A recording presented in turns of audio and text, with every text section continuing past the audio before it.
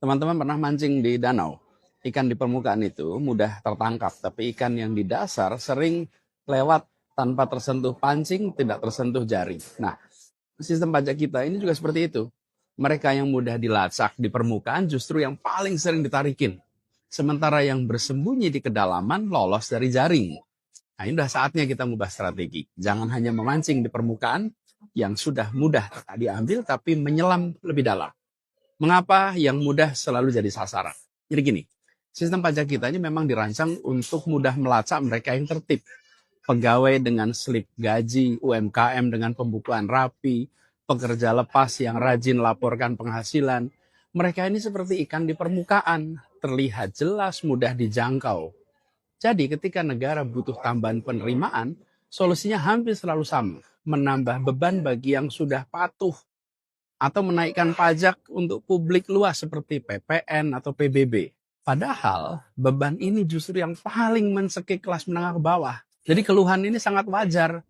Tidak heran jika yang patuh justru sering bertanya, sudah tertib kok malah diperas terus. Gaji yang dipotong rutin, belanja yang dikenai PPN, bayar PBB naik. Sementara yang bersembunyi di kedalaman tetap aman-aman saja. Menaikkan PPN atau PBB saat kebocoran masih besar, masih menganga adalah prioritas yang keliru. Yang rugi siapa? Ya rakyat biasa seperti kita-kita semua. Ini sudah saatnya menyelam ke dasar. Nah, di kedalaman ada ikan-ikan besar yang lolos. Mereka yang sengaja menyembunyikan transaksi, memanipulasi faktur, memindahkan keuntungan ke negara lain, itu semua dikerjakan untuk menghindari pajak. Nah, secara global, praktek seperti ini menggerus ratusan miliar dolar penerimaan setiap tahunnya. Lubang sebenarnya itu ada di sana. Bukan di slip gaji, bukan di struk belanja kita-kita semua. Apa yang bisa dilakukan? Ada 3 langkah yang masuk akal. Pertama, permudah yang patuh, persulit yang nakal. Bukan malah menambah beban bagi yang sudah tertib. Yang kedua, maksimalkan kerjasama internasional untuk melacak transaksi lintas negara yang selama ini sulit dijangkau.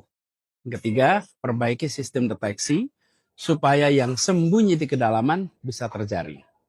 Jadi rumusnya sederhana, tutup kebocoran dulu, baru bicara penambahan beban. Lalu penguatan pengawasan itu jauh lebih efektif daripada sekedar menaikkan tarif.